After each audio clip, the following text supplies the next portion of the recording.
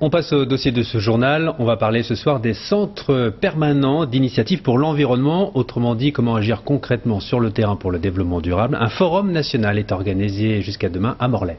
Il s'agit d'une première pour les CPIE qui jouent un rôle majeur dans la protection de l'environnement. Exemple avec cette initiative menée à Pleyber-Christ dans le Finistère, où le bois est devenu un combustible essentiel. Les détails avec Tanguy Kermarek. Dans la filière bois-énergie, Pleyber-Christ fait figure de pionnière. La commune a choisi de produire elle-même le combustible. Cette parcelle-là a été plantée en 2002. Donc ça a été récolté l'an passé pour la première fois en 2007. Et actuellement, nos bâtiments du centre-bourg sont chauffés avec le bois qui a été récolté ici. Donc les plantations de sol que nous avons fait vont nous permettre tous les ans de récolter à peu près 700 mètres cubes de plaquettes de bois. C'est en gros l'équivalent de 70 000 litres de fuel par an. Les saules absorbent en plus les boues de la station d'épuration. Une démarche globale de développement durable qui demande à s'élargir. Là, on aura trop pour la première chaudière, donc on va tout de suite mettre en place une deuxième chaudière qui permettra de chauffer de notre résidence des anciens.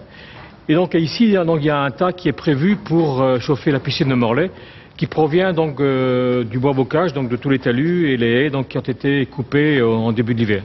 Pleyber-Christ a réussi à concilier intérêt écologique et économique en espérant faire école. Et on prolonge ce soir ce dossier avec notre invitée, Agnès Coll-Defille, la présidente de l'Union régionale des centres permanents d'initiative pour l'environnement. Bonsoir, merci d'être avec nous. On va rappeler le principe de ces CPIE. Ce sont en fait c'est un label qui réunit plusieurs associations, c'est ça? Voilà, c'est un label qui est donné par l'Union nationale des CPIE. Et qui ont en fait donné des associations qui préexistent en fait. C'est des associations qui agissent déjà en faveur de l'environnement, qui sont déjà bien implantées sur leur territoire et qui en fait demandent ce label, qui est un gage de qualité en fait de leurs actions et effectivement d'un travail réel avec leur territoire, le territoire où elles sont implantées. Donc un territoire qui est souvent à peu près à l'échelle d'un pays ou de deux pays. Alors double mission, d'abord sensibiliser l'opinion, le grand public sur les problèmes écologiques, c'est ça?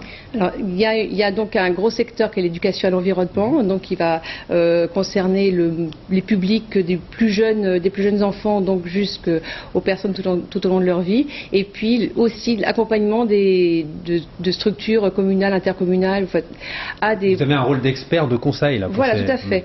Il y a dans les CPIE des personnes, il y a à la fois des pédagogues, des animateurs, des chargés de mission, des chargés de communication, qui sont capables de répondre aux demandes des collectivités sur des projets de développement durable. Alors on a vu l'exemple de la filière bois à Pleyber-Christ et d'autres opérations concrètes sur le terrain. Alors oui, il y a les exemples, il y en a beaucoup. Alors je vais essayer de citer parce qu'en fait il y a 5 CPIE sur le territoire breton. Il y a par exemple au CPIE de Belle-Île-en-Mer, l'exemple qui va être développé pendant le forum, qui va être par exemple l'accompagnement accompagner des agriculteurs et des personnes pour construire un projet de vente de produits agricoles.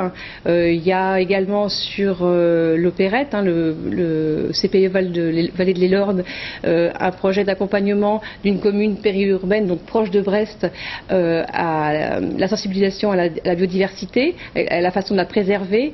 Il y a aussi l'accompagnement d'élus ou de citoyens sur des formations plus développement durable, comme à Saint-Just, au CPIE Val-de-Vilaine. Voilà, il peut y avoir de la médiation aussi. Il y en a beaucoup. Merci. Il y en a beaucoup, voilà. Merci beaucoup Agnès Coll-Defille d'avoir répondu à notre invitation. Donc on rappelle le Forum national qui se tient jusqu'à demain à